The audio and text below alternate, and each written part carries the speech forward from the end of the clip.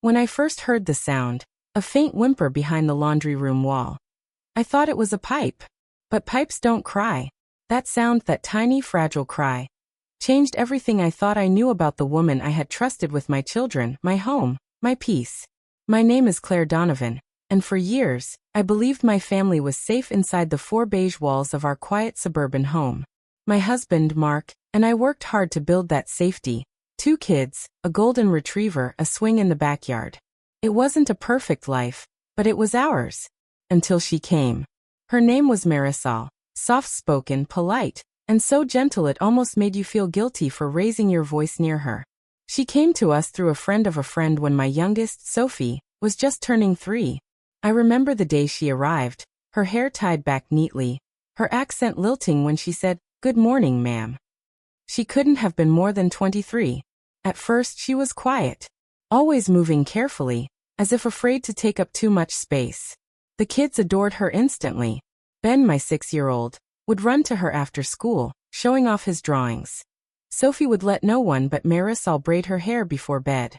It should have made me happy. And it did at first. But looking back now, I wonder, maybe that's how it always begins. Trust isn't taken in one grand betrayal. It's built slowly, softly, until you realize it's been used against you. Life before the discovery felt like a long, gentle exhale. Mark worked long hours. He's an architect, obsessed with precision, always sketching lines in the margins of napkins. I ran a small catering business from home, baking pies and casseroles for neighborhood events. The house always smelled like cinnamon and butter. Evenings were a blur of laughter, dishes, bedtime stories. Marisol fit right in, maybe too perfectly. She would hum lullabies in Spanish as she folded laundry. Sometimes I'd pause in the hallway just to listen. There was something deeply maternal in her, though she was barely out of girlhood herself. I remember one night, Sophie woke crying.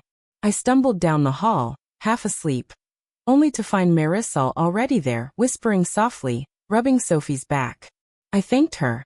She smiled, that shy, downturned smile she always wore, and said, "It's okay, ma'am. She reminds me of someone." "Who?" I asked. But she didn't answer. She just looked away, her hand trembling slightly against the blanket. It started small. The anomalies, as I would later call them. A second toothbrush in the downstairs bathroom. A half-empty bottle of baby lotion under the sink. Laundry detergent running out faster than usual. Once, I found a small milk-stained bib tucked behind the dryer. I remember staring at it, confused. We hadn't had a baby in the house for years. I asked Marisol about it. She froze for a moment, just a flicker, before saying, "Maybe Sophie took it from her doll." It made sense. Sort of. But then there was the sound.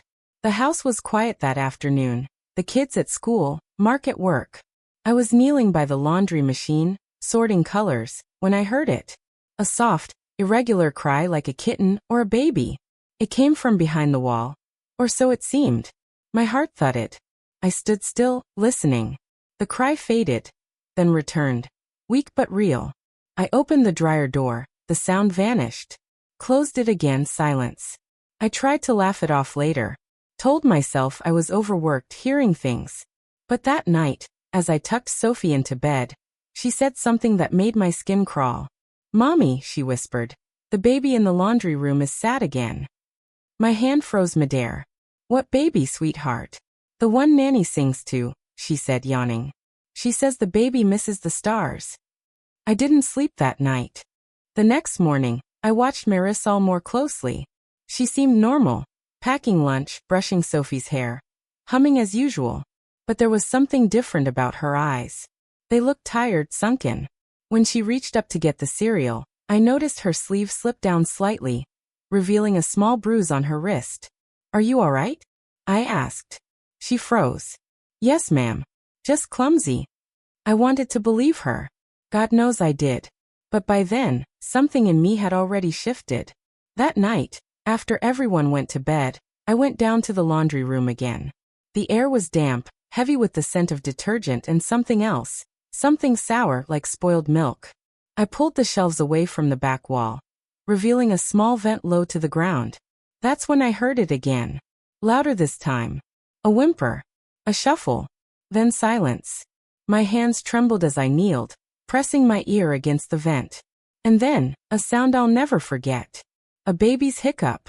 The next morning, I didn't confront her. Not yet. I wanted to be sure. I told Mark about it that night, but he brushed it off. Claire, come on. You've been stressed. Maybe it's just air ducts or something. Air ducts. I wanted to scream, but instead I waited. 2 days later, I told Marisol I'd be out for the morning, a catering delivery downtown. Instead, I parked around the corner and walked back after 20 minutes, slipping quietly through the side door. The house was still. Then I heard her voice, soft, broken, coming from the laundry room. Show me more. Just a little longer, okay? Mommy's here. My breath caught. Through the cracked door, I saw her, kneeling beside a pile of folded towels, cradling a baby wrapped in one of my dishcloths. He couldn't have been more than a few months old. Pale cheeks, dark curls, tiny fists clutching at her shirt. Marisol was crying, silent tears running down her face as she rocked him gently. Show my little angel, she whispered. Don't cry, or they'll hear us. My knees went weak. I must have made a sound, because she looked up, eyes wide, mouth open. Mrs. Donovan, she gasped. Please, please don't scream. I didn't. I couldn't. All I could do was stare at the impossible truth. Our nanny had been secretly living with a baby, in our house. For a few seconds, neither of us moved.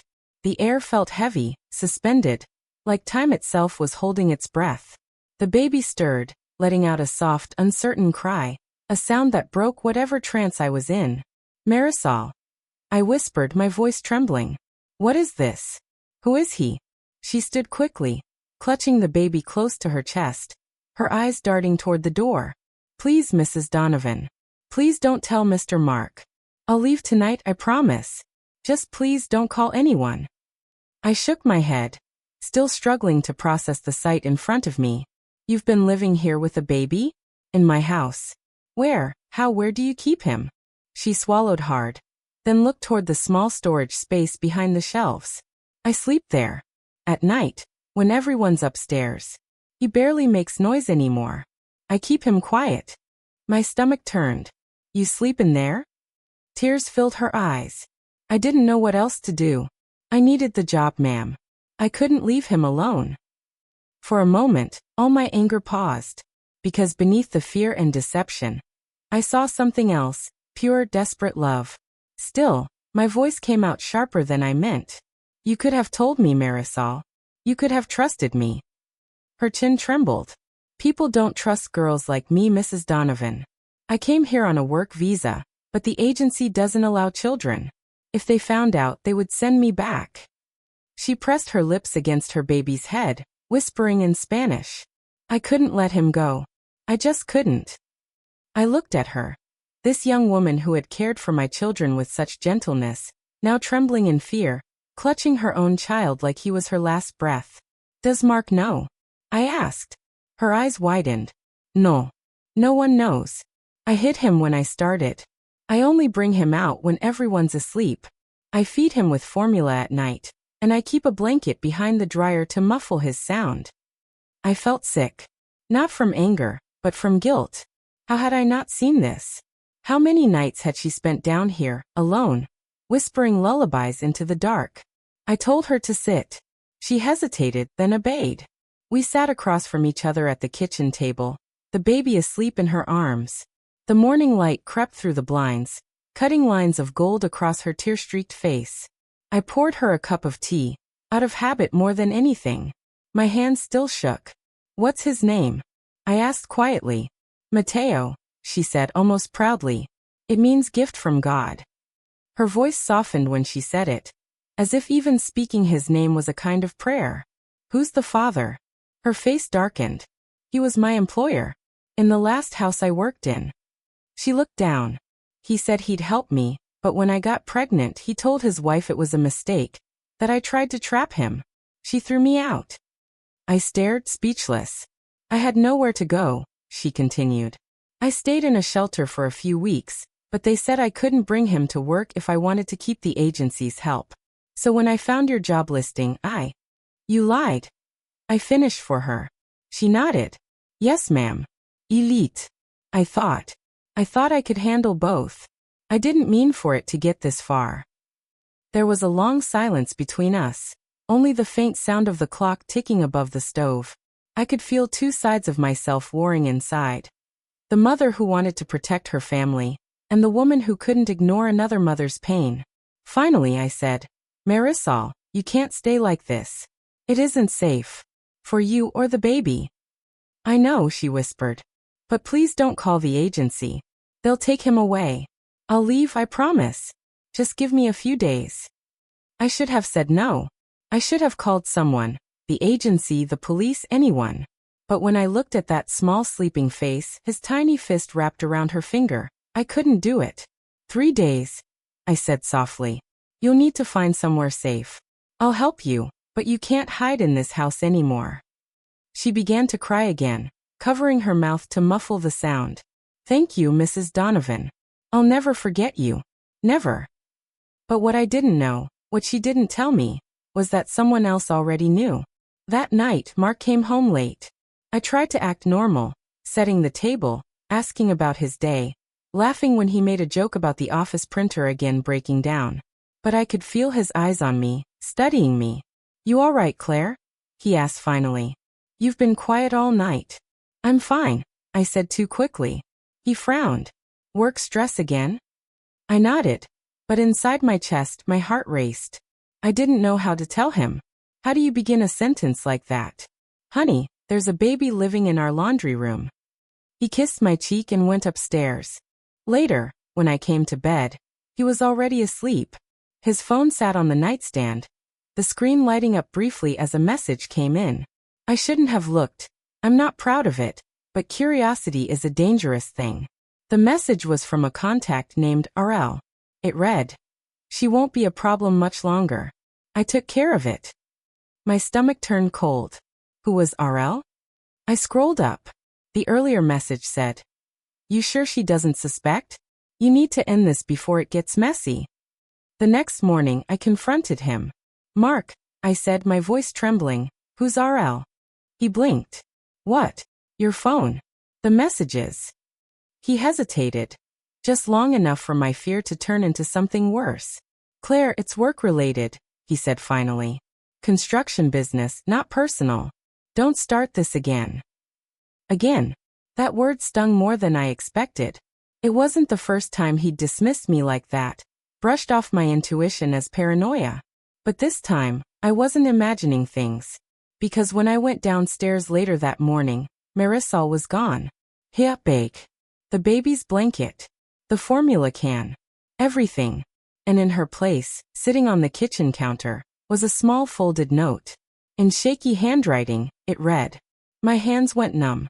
I must have read that note 10 times, the words blurring as my mind spun through possibilities. He found out. Who did she mean? Mark. The agency? The man she'd mentioned, her old employer? The coffee pot gurgled behind me. An ordinary sound in an increasingly unreal world. Mark came down a few minutes later, tie in hand, scrolling through his phone. He looked up, surprised to see me standing motionless in the kitchen. Morning, he said casually. You look pale. You okay? I didn't answer. I just held out the note. He took it, his expression tightening as he read. Then just like that, he exhaled and shook his head. Claire, come on. You're not seriously buying into this drama, are you? Maybe she just ran off. Ran off. My voice cracked. Mark, she left a baby behind. She said he found out. Who? You. His face hardened. What are you implying? I took a step back. I don't know. But something's not right. I saw those texts, Mark. You said she wouldn't be a problem much longer. What did you mean? He rubbed his temple, exasperated. It's work. For God's sake, Claire. I told you, it's about a subcontractor who's threatening to sue the firm. You're making connections that don't exist. Maybe he was right. Maybe grief, exhaustion, and guilt were twisting my logic. But deep down a quiet voice whispered he's lying. I spent the rest of that day searching the house. The laundry room, the attic, even the shed out back, empty. No sign of Marisol or Mateo. But as I was putting away Sophie's toys that evening, I found something beneath her bed. A small baby rattle, blue with a tiny silver bell. It wasn't one of ours. I sat there for a long while, the rattle in my palm, listening to the muffled sounds of the evening, the TV in the next room, the hum of the dishwasher. Ordinary noises in a home that no longer felt safe. That night, after the kids fell asleep, I called the only number I had from Marisol's references, the old agency. A brisk woman answered. Hello, this is Silvercare Staffing. How may I help you? Hi, I'm calling about one of your former employees, Marisol Alvarez. She worked for us for the past few months, but she's gone missing. There was a pause. Marisol Alvarez? The woman's tone shifted slightly. Can you spell that? I did. Another pause. Ma'am, we haven't had anyone by that name on our roster for over a year. Are you sure she was sent by our agency? My heart skipped. She said she was. She showed us your paperwork. Well, unless it was forged, the woman sighed. That happens sometimes. I'm sorry. There's nothing else I can do. Forged. So Marisol hadn't been sent by any agency, which meant she'd found us on her own. Why? And if she was so desperate to stay hidden, who exactly was she running from? Over the next few days, I couldn't focus on anything.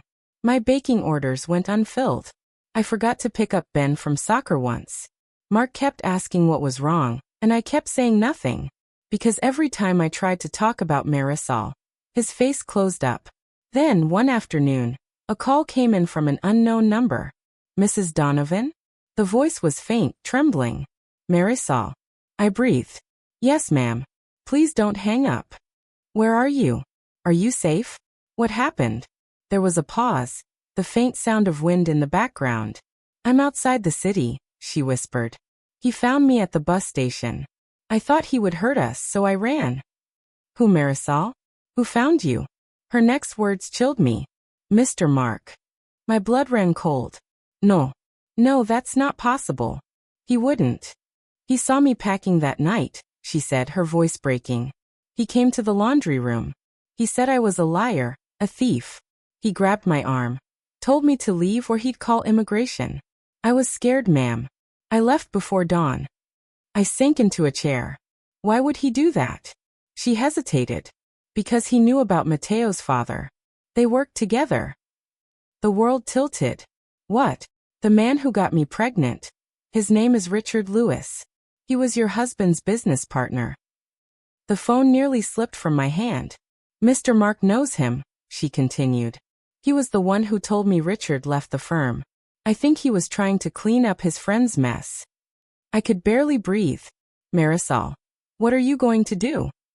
I'm going to leave the state, she said softly. I just wanted to thank you. For being kind. For not turning me in. I didn't want you to find out like this. Please, I said. Let me help. You and the baby. You can stay. No, ma'am. Her voice shook. You can't protect me from them. The line went dead. I sat there for a long time. Phone pressed to my ear. Staring at nothing. The story made sense now. Horribly, tragically sense. Mark had known about Marisol's baby. He knew whose child it was. And instead of helping her, he'd threatened her. To protect his partner, or himself. When he came home that night, I confronted him again. Where's Marisol, Mark? I asked quietly. He blinked. What? Don't lie to me. You went to see her. You threatened her. His jaw tightened. She called you, didn't she? So it's true. He ran a hand through his hair, pacing. I didn't threaten her, Claire. I told her to leave before she ruined more lives. Richard already lost his marriage over that girl. And she was about to drag us into her chaos too. I was protecting our family. By scaring a mother into running away with her baby? I said, my voice breaking. She lied to us. She brought a child into our home without permission. You have no idea what kind of trouble she could have caused if the authorities got involved. His words felt hollow, rehearsed. Mark, I whispered. Is there something you're not telling me? Something about you and Marisol? He froze. The silence between us was enough of an answer. Finally, he said quietly. It was before you hired her. She came to me for help after she left Richard. I gave her some money. That's all. That's not all. I said. You helped her get this job, didn't you? You knew she wasn't from the agency. He didn't reply. That silence, that awful deliberate silence, told me everything I needed to know. That night, I couldn't stay in that house. I packed the kids' bags, told them we were visiting Grandma for the weekend. Mark didn't stop me. He didn't even ask why. But before we left, I went back to the laundry room one last time. The shelves still bore faint marks where Marisol had hidden her things. A single button from a baby's onesie lay under the washer, pale yellow, shaped like a star. I held it in my palm, whispering a prayer for her and Mateo, wherever they were. Because somehow deep down I knew, this story wasn't over yet. I didn't tell my mother everything, not yet. She lived 3 hours away, in the quiet countryside outside Asheville. Her house smelled like lavender and old books, a place that always felt safe. I told her the kids needed a change of scene, that Mark and I had a small disagreement. She didn't press, but her eyes searched mine over the teacup as if she already knew I was holding back more than I could carry. Those first few days away from home were strange, a mix of relief and guilt. Ben and Sophie played in the garden, chasing butterflies, oblivious to the storm their parents were silently navigating. I watched them and thought of Mateo. Was he somewhere safe? Was Marisol warm enough? Was she looking over her shoulder every time she heard a car door shut? Then, buried deep in a community Facebook group, I found a post from a local shelter. It was just one line and a grainy photo. Missing, young mother and infant last seen at Eastbrook bus terminal.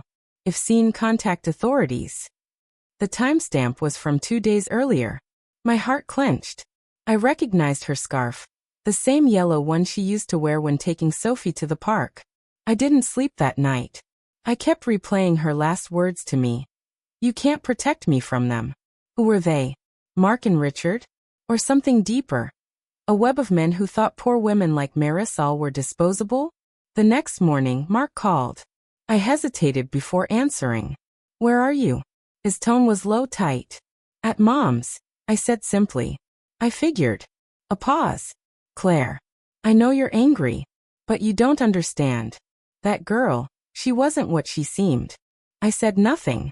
She was unstable, he continued. Richard told me she'd been sending threats.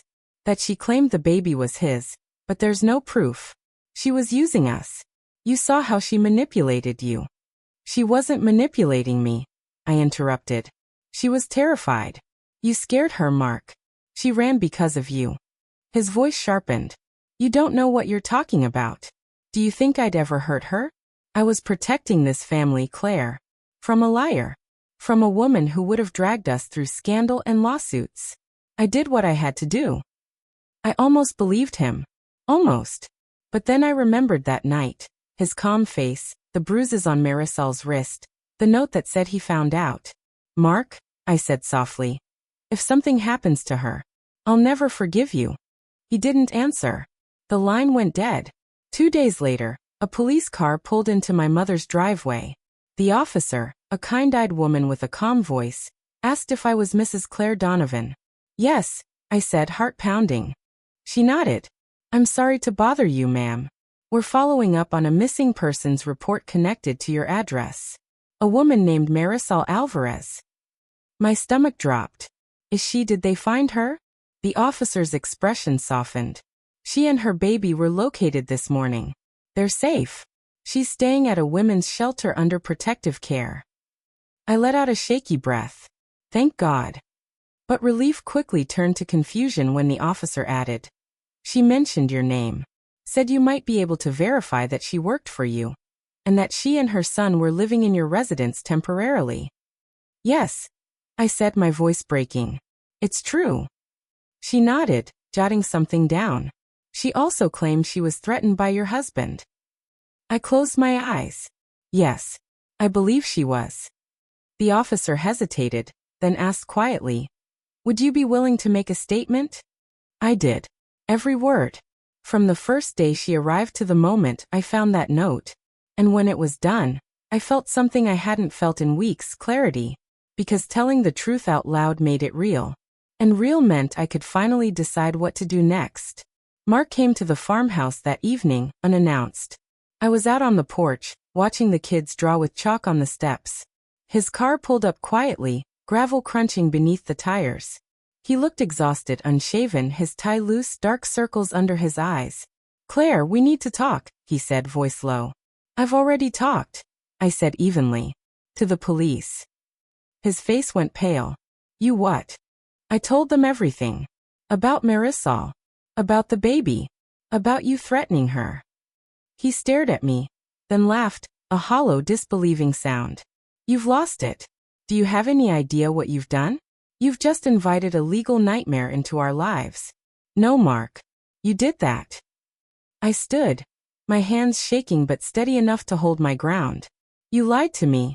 You helped cover up Richard's affair, and when it became inconvenient, you scared her into hiding. She could have died, Mark. Her baby could have." His voice cracked, somewhere between anger and panic. "You think I wanted this? I was trying to fix it before it blew up in our faces. I was trying to protect you. By destroying someone else's life?" He didn't answer. He just sank onto the porch steps, head in his hands. For the first time in years, he looked small. Human. The kids ran past us, laughing, blissfully unaware. Sophie turned and waved her chalk-covered hand at him. "Daddy, come play." He looked up, eyes wet. "Not right now, sweetheart." That moment broke something in me, and healed something too, because I finally saw him for what he was. Not a monster, not even entirely cruel, but a man who'd traded decency for convenience, one choice at a time. The following week, I met with the shelter representative. Marisol looked fragile, thinner, her eyes ringed with exhaustion. But when she saw me, she smiled. A small, genuine smile that I hadn't seen since before everything unraveled. Mateo was asleep in her arms, his tiny chest rising and falling peacefully. "Thank you," she said, her voice barely above a whisper. "For telling them. For believing me." I reached across the table and took her hand. "I'm the one who should be sorry. I should have protected you sooner." She shook her head. "You did what you could." There was a quiet moment, filled only by the soft rustle of the baby's breathing. Then she said something that stayed with me long after we said goodbye. "Sometimes," she whispered, "people hide because they think no one will believe their truth. Thank you for proving me wrong." When I drove home that night, the sun was setting over the fields, painting the world in shades of gold and forgiveness. Mark had moved out. Temporarily, he said, to give everyone space. Maybe that's true. Or maybe he finally realized some things can't be rebuilt until they've been fully broken. Either way, for the first time in a long while, I felt something like peace. But I couldn't help thinking of Marisol, of her quiet courage, her desperate love, her hidden child. She taught me something no book, no sermon, no Sunday prayer ever had. Sometimes the people we think need saving are the ones who end up saving us. Months passed. Autumn arrived, soft and golden, and with it came a strange, quiet stillness in the house. The kind of silence that follows after a long storm. Not empty, just recovering. Mark and I weren't together anymore. We hadn't filed for divorce yet, but the papers sat in a folder in my desk drawer waiting. Sometimes I'd glance at them and feel a pang of guilt, and other times, a wave of relief so strong it made me dizzy. The children asked about him every few days. "When's Daddy coming home?" Ben would ask, and I'd smile gently, answer in the way mothers are trained to, softly, without bitterness. "Daddy's working through some things, sweetheart." But in the quiet hours after bedtime, I'd sit by the window, watching the wind move through the trees, and I'd wonder if maybe I was working through things too. Marisol and I stayed in touch. At first, through the shelter. Then, when she got her own small apartment, a one-bedroom on the east side of town, I visited her there. It was modest but warm, filled with hand-me-down furniture and the smell of cinnamon candles. Mateo had grown. Chubby cheeks, dark curls, a laugh that could soften anyone's heart. Sophie adored him. The first time she held him again, she whispered, "He's like my little brother." Marisol smiled at that, eyes glistening. He's lucky to have her. She'd found a job at a local bakery, working mornings while her aunt watched Mateo. It wasn't glamorous, but it was stable. Safe. "I like it," she told me one day as we walked through the park. "People smile at me. Not like before." "Before?" I asked. She hesitated. Before I was just someone's problem. That sentence stayed with me, because I realized how often the world looks at women like her. Young, poor, foreign, alone, and sees nothing but trouble. But I'd seen her love, her strength, her quiet determination to keep going when everything tried to break her. And in that, she reminded me of myself. One evening, as the sun dipped behind the rooftops, Marisol handed me an envelope. "What's this?" I asked. "Something for you," she said. I was saving it until I could say thank you properly. Inside was a photograph, an old one, a little worn at the edges. It was of her and Mateo, taken when he was just a few months old. She was holding him close, her face turned toward the camera, smiling. On the back, in small, careful handwriting, she'd written, "For the woman who believed me when no one else did." I don't remember crying, just sitting there, clutching that photo, feeling something open inside me that I'd been keeping shut for too long. Forgiveness. Not for Mark, not yet. But for myself. For all the ways I'd ignored the signs, for all the excuses I'd made, for all the times I'd chosen silence over truth. Weeks later, I received a call from Detective Harris, the officer who'd first spoken to me at my mother's house. She said Richard had been charged with coercion and assault. Evidence from Marisol's case, combined with testimonies from other women, had revealed a long pattern of abuse and cover-ups. Mark had turned himself in for questioning too. He wasn't charged with assault, but with obstruction, for helping Richard evade accountability. The company quietly pushed both men out. When I hung up, I sat for a long time on the couch, staring at nothing. It wasn't joy I felt, or vindication. It was something heavier. The realization that justice, when it finally arrives, never really feels like victory. It just feels necessary. Winter came. Snow blanketed the town, soft and white. The kids built snowmen in the yard, laughing until their cheeks turned pink. That night, I tucked them into bed, kissed their foreheads and walked back downstairs. The house was warm, peaceful, no secrets, no tension, just the soft hum of the heater and the faint scent of hot cocoa. For the first time in years, I wasn't afraid to be alone. I poured myself a cup of tea and sat by the fireplace. Mateo's photo rested on the mantel beside one of Ben and Sophie. 3 children, all touched by the same story. Though they'd never fully understand how intertwined their lives once were. Sometimes, I still caught myself listening for the faint sound of Marisol singing in the kitchen. That soft Spanish lullaby she used to hum while rocking Mateo to sleep. And sometimes I thought I heard it, faint ghost-like, and smiled. Months later, she invited me to Mateo's first birthday party. It was held in a small community hall, decorated with paper streamers and balloons that sagged halfway through the afternoon.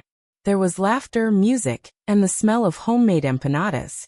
I watched her from across the room, smiling, radiant, surrounded by friends and family. When our eyes met, she walked over and hugged me tightly. "You came," she whispered. "Of course," I said. "I wouldn't miss it." She pulled back, eyes shining. "You saved me, Claire." I shook my head. "No. You saved yourself. I just happened to be watching when you did." Driving home that evening, I rolled down the window and let the cool wind rush through. The city lights blurred into streaks of gold and silver. For the first time in a long while, I didn't feel trapped by my past. Marisol's strength had taught me something I'd forgotten. That survival isn't just about escaping harm. It's about choosing to rebuild, even when you're still bleeding. And maybe that's what I was doing too. Rebuilding. Not just a life, but a self. A few months later, I opened a small childcare center. It wasn't fancy, just a converted 2-room space with bright walls, second-hand toys, and a sign out front that read, Little Lights Learning Center. I started it because I wanted mothers like Marisol, women with no safety net, no one to trust, to have a place that felt safe. A place where someone believed them. Marisol was my first employee. She showed up early on the first day, holding Mateo by the hand, smiling in that shy way of hers. "Ready?" I asked. "Ready?" I asked. She nodded. "Always." And as we unlocked the doors, sunlight spilling into the room, I realized that this quiet beginning, was what healing looked like. Not grand or loud. Just steady. Honest. Human. Sometimes late at night, when I close up the center, I think back to that moment months ago. The sound of Mateo's cry in my basement, the fear in Marisol's eyes, the lies, the unraveling. It all feels like another lifetime now. But it changed me. It taught me that love, real love, isn't about comfort or perfection. It's about courage. The courage to face ugly truths, to protect the vulnerable, to stand up even when your knees shake. And as I watch Marisol laughing with the children, as Mateo toddles across the room, giggling, I know one thing for certain. Some stories don't end with revenge or tragedy. Some end with quiet redemption. With two women who refused to stay silent. With a baby who reminded them that innocence, once protected, has the power to heal. I thought I was the one helping her, the scared young woman with nowhere to go. But in truth, she was the one who showed me how to start over. And that sometimes, the people who enter your life as strangers leave behind the pieces you didn't know you were missing.